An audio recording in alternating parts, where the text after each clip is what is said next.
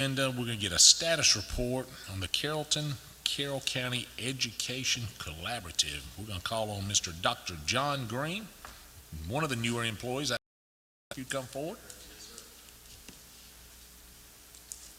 Good afternoon, or good evening. Thank you for allowing me this time to speak to you about some exciting work we're doing.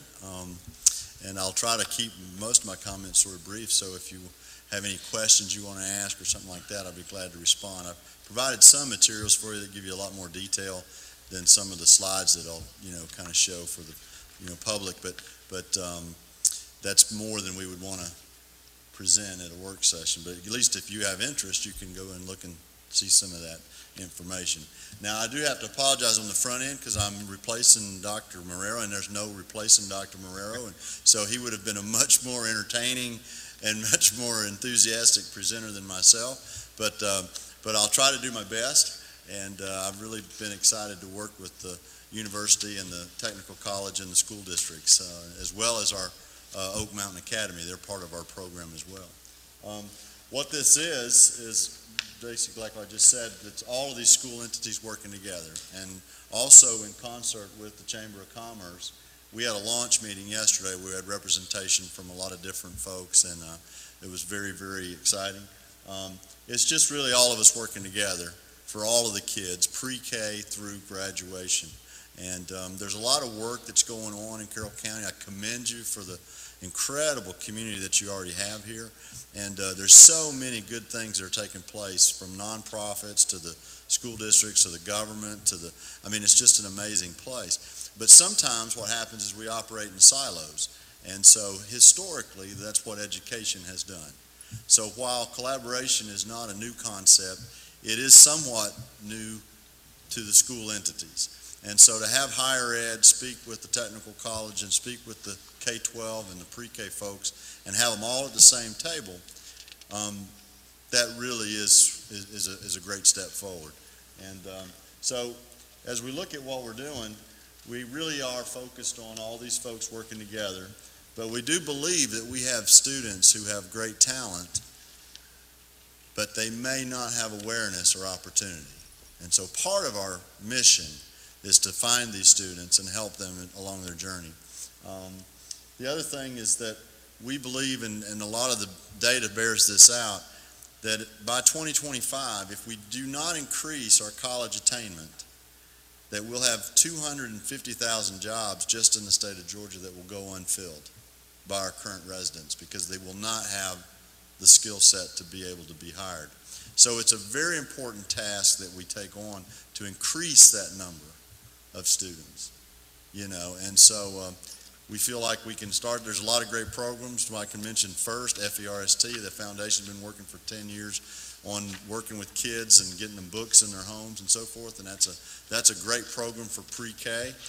We've got 8th grade expo that's being done by the Chamber that's in its second year. We have all 8th graders right now involved later in March, and so a lot of different folks are working together in that regard.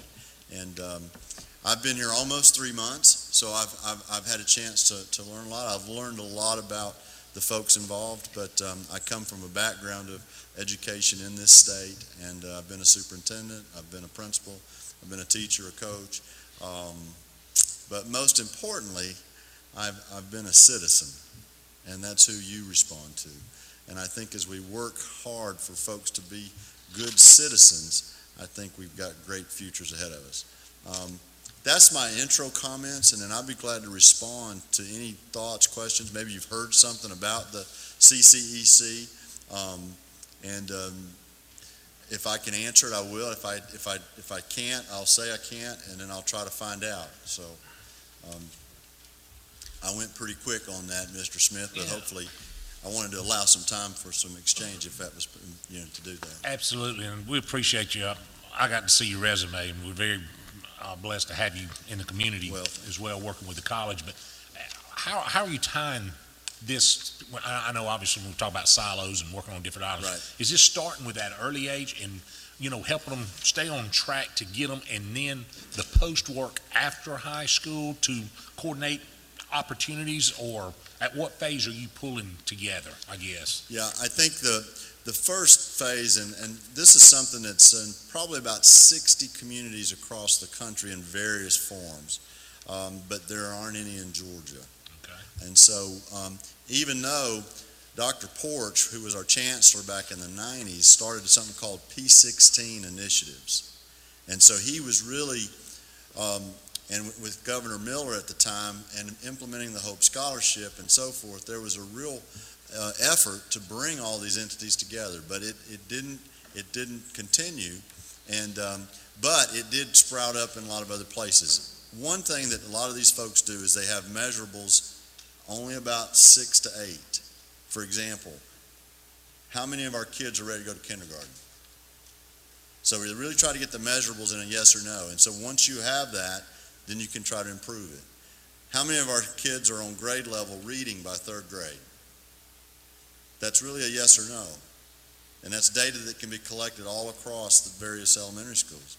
How many of our students have math proficiency at 6th grade? How many of our students graduate from high school? How many of our students either are prepared to go to the workforce or are in college program at 2-year or 4-year level? So once you begin to measure those points, then you can improve them. And then what we've seen is no one really wants to come in and start a new program. People have done that really tend to fail because you already have so many great programs in place, but they may not know each other. So some of that's coordination. Even with this like programs. It was interesting yesterday when we had a launch meeting, just to give you an illustration of that. So I've got sitting at the table, so we have an operations team, and from that basically are your folks that are assistant superintendents, they're vice presidents of the college or universities, the provost, whatever. So they're all sitting around and they're looking at 2 main issues: transportation and credentialing. Well, they'd never sat together. That was their first time. So just getting these folks to actually have a common topic that they can sit around and just discuss for 10, 15 minutes can produce a lot of great work. And the sustainability of this is really about the relationships. So periodically this group's going to convene. It's going to be a lot of communication. And also holding ourselves accountable then to each other. You know, there's so many folks here that went to Carrollton or went to Carroll County Schools that went to West Georgia or went to West Georgia Technical. So it's all intertwined. And so, but there's great opportunity, great possibilities. And the real focus is moving from problems to possibilities.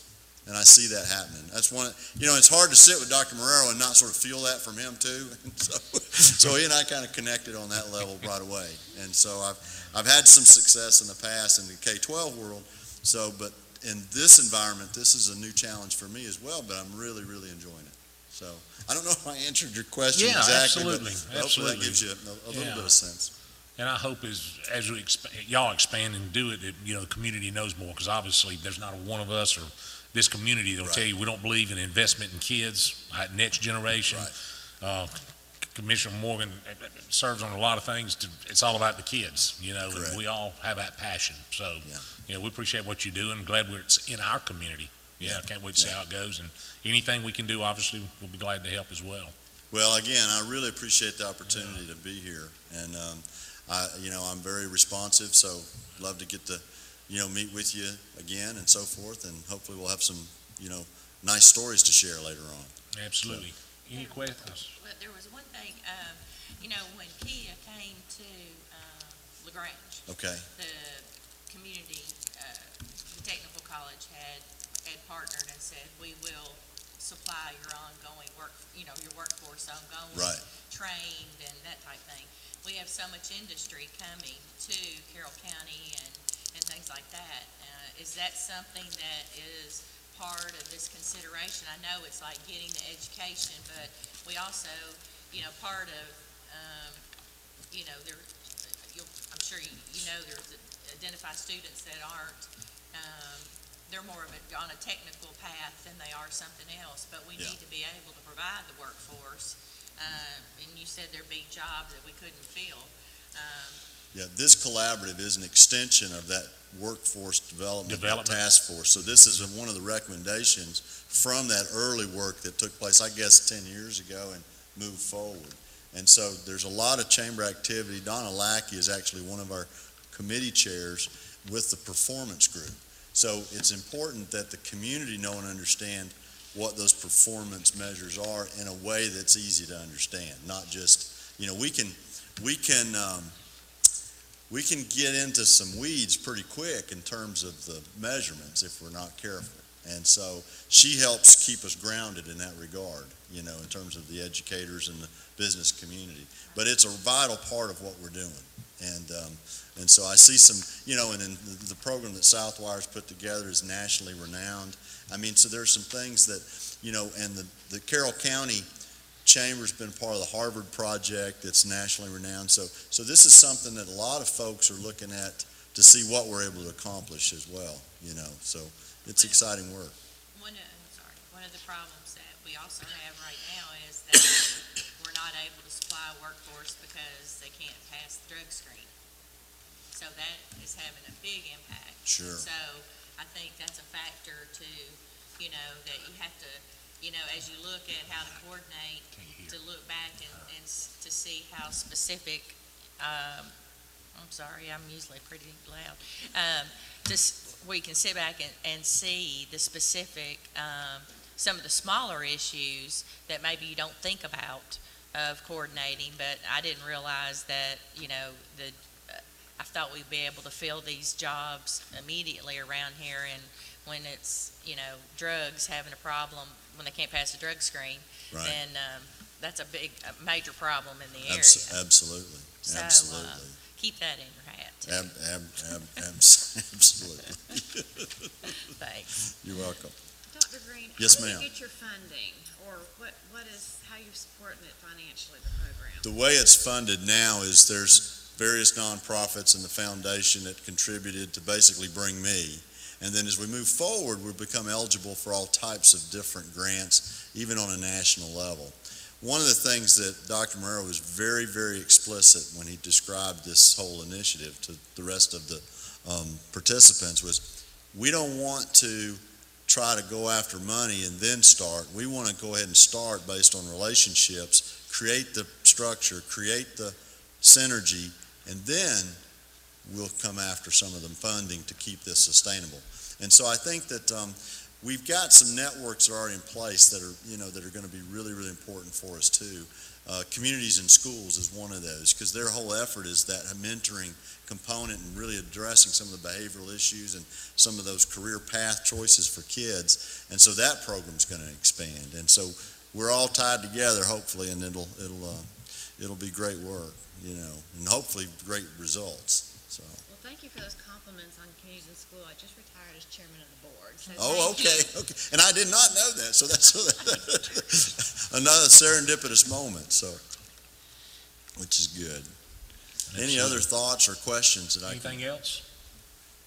Well, I look forward to being able to present you with an annual report that shows some of the great work that does get accomplished, and that'll be something that we want to be accountable to the community, to the officials, and so that it's a good venture to be involved in. Fantastic. Dr. Green, we welcome you to the Well, community and appreciate your efforts. Appreciate Absolutely. that. Appreciate that. Thank you very guys much. have a good evening. Yes, sir.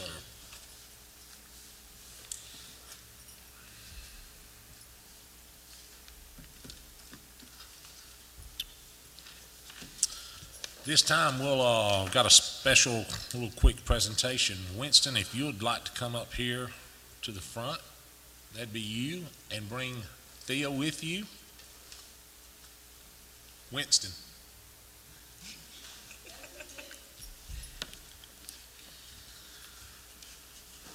We have got wind that Winston's last day is tomorrow with the Times-Georgian, correct? Yes. And today is his last official capacity is this meeting. So with that, we've got a certificate of appreciation. It's going to be presented to Winston Jones. On behalf of all the citizens, the Carroll County Board of Commissioners is pleased to present this certificate of appreciation to Mr. Jones on January 28, 2016, with our sincere thanks for his fair and impartial reporting on this, the occasion of his final major assignment on the local government beat for the Times-Georgian. Signed by the whole Board of Commissioners.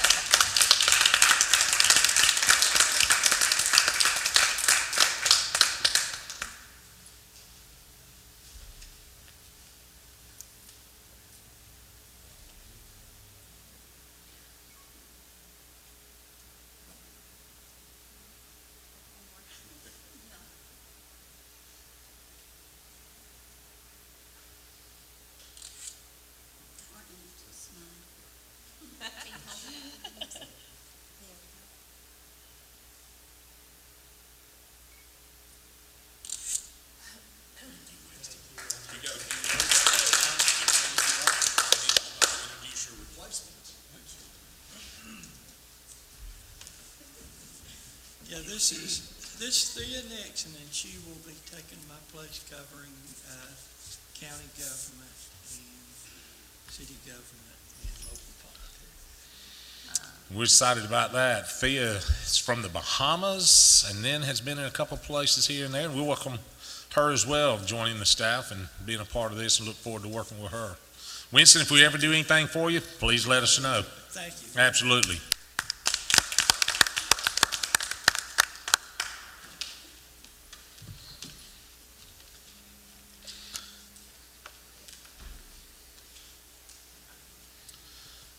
Next item on the agenda, we'll get, item number 2 is update on the Carroll County Health Department building project. We'll call on Gerald Pilgrim.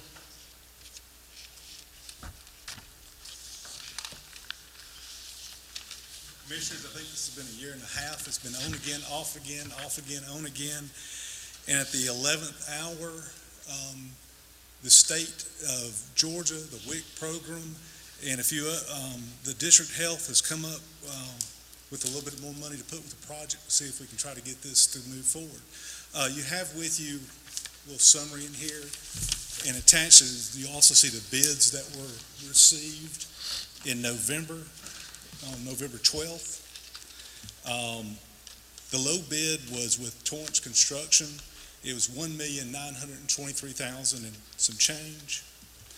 The problem with the bid was it was about $769,000 over what the architect's budget was. After meeting with y'all at the previous meetings, and we were pretty firm that we had a certain amount budgeted, we couldn't take away from any other programs. You know, we didn't hear from them for the longest time. Then we got they asked us if we get an extension from Torrance to hold their numbers for an additional 30 days, and they did. And as of Tuesday evening of this week, they came up with an additional $769,000 that will be outside Carroll County funds to go with this project. So we're still committed, asking the board, we would be advance funding the project. The state and the district has guaranteed the other funds. We would still be committing $1 million of county funds that would cover, I think it's about $820,000 in construction costs, plus the engineering and a few other items. And then Mr. Pope, we're going up next week, if y'all approve this program, to look at doing the site, and he feels like he can do the site in-house, and that's numbers that we'll have that a little bit better understanding of how much that will be, but we think we can do that at a fairly reasonable rate, doing it with in-house labor. So we're asking for y'all's commitment for this. If y'all do give the authorization, we'll be able to add on an additional, just at 4,000 square feet of the building, completely renovate the existing structure. It'll be done in 3 phases, and eliminate all the trailers out there. It's been 31 years since the building has had any work done on it. It's when it was built, and hopefully this will take us another 30 years before we have to do any major funding on it also. And this will do new roof, new everything, clean up the site.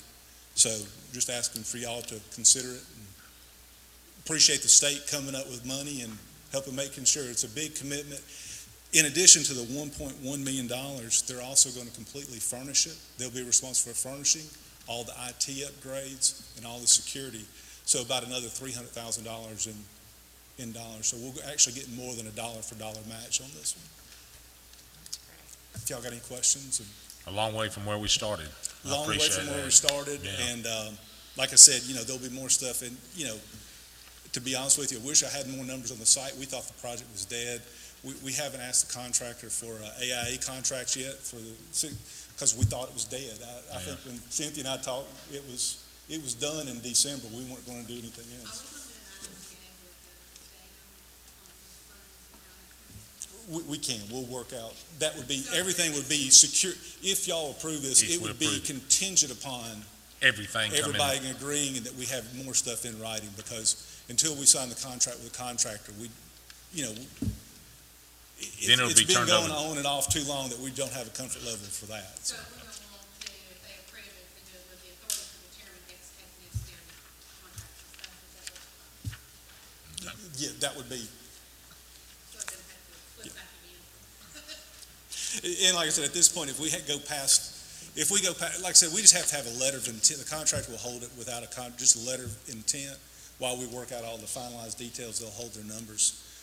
Their subs are, they were all basing on 2016 pricing, they believe, and we feel like we're good. And, the contractor is based out of LaGrange, but they are using several local subs that the county's had dealings with 911 at the courthouse. So, and the school board is using them on a project in Villa Rica, and they've had recommendations on them also.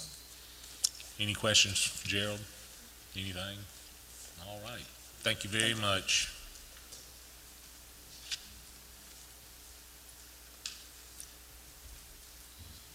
Now we'll go to item number 3, the review of discussion of items for the February 2nd, 2016 Board of Commissioners meeting.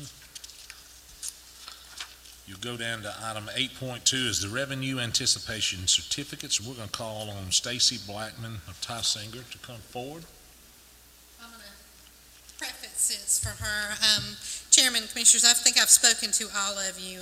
I'm just to make sure you know where we are. This is on the refinance of the Tanner bonds. If you remember at the time we did the bond issue, we gave them authority to do it, but at the time the numbers weren't making sense. They now are getting them to significant savings, a little over $3 million, and so it's moved very quickly in order for them to take, to take advantage of those savings, and so this is just that small piece of it. I think that's a good summary, Cynthia. We really appreciate your support. You've worked really hard to help us get the rating agency ratings this quickly to take advantage. So hopefully we'll go to market next Tuesday and come to you at your regular meeting to realize those savings. We're hoping to have $3 million in savings. That will be a net present value of $2 million in savings. So it's looking great. And we appreciate all your hard work getting this together for us. Absolutely. Thank you. Thank you. Any questions? Thanks. Thank you.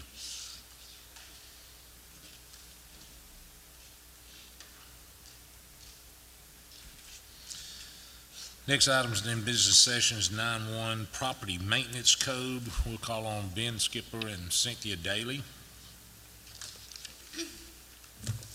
Well, as y'all know, this has been an ongoing project for community development and myself, and just in terms of process, we spoke about it with y'all, remember, in September.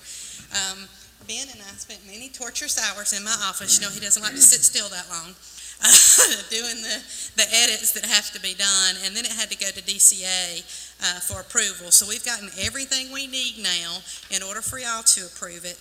We made adjustments in it and some edits so that to meet the concerns that some of our board members had regarding the entire code. So this is not exactly the International Maintenance Code. It is amended specifically for Carroll County. And if you have any interest in seeing every little edit that we did, we do have those set out where we had to do it for DCA and spoon feed it to them. But then again, of course, questions are always acceptable to us in terms of answering what's in there. I know much more about property maintenance than I ever want to know, I'll be honest with you. But Larry has been a kind soul to explain technical stuff as we were going through it. But what this is just a huge tool that we need in order to handle some codes issues and be able to prosecute them and get Carroll County cleaned up and buildings where they need to be. I know y'all know the little gentleman that's been coming to the board meetings about properties near him that addresses this. We've also got properties outside of Fairfield that need addressing, and this is going to help us with that as well. So this is a tool that we desperately needed, and so we really appreciate your consideration. Ben? If the chairman of the commission has any questions, I'm here to answer any technical questions. Thank you. All is well. Thank y'all. A lot of work I know went into that. If you'll change, flip pages, item 9.2 is the appointment to Carroll County Board of Family and Children's Services, and I do believe Commissioner North will have a recommendation Tuesday night. Anybody else have one? That'll be fine at that time. Following that item will be item 9.3 is an appointment to the Carroll County Water Authority Board. This is Commissioner Anderson's district appointment, and she will make that recommendation Tuesday night as well. Be prepared. We'll vote on that one. With that, we'll go to item number 4. As far as the agenda for Tuesday's board meeting, February 2nd, I'll be amending the February 2nd agenda for 2 items of consideration. One is the consideration of the health department and expansion that Gerald just brought forth. Go ahead and have it on the agenda so we won't have to amend it that night. And 2, we'll be having a report from Northwest, the brokerage services here on Tuesday. Just give us an update where we stand and kind of goals, and give them a chance to come forward as well. That being said, are there any other accounts for business today? And seeing none, we'll stand adjourned.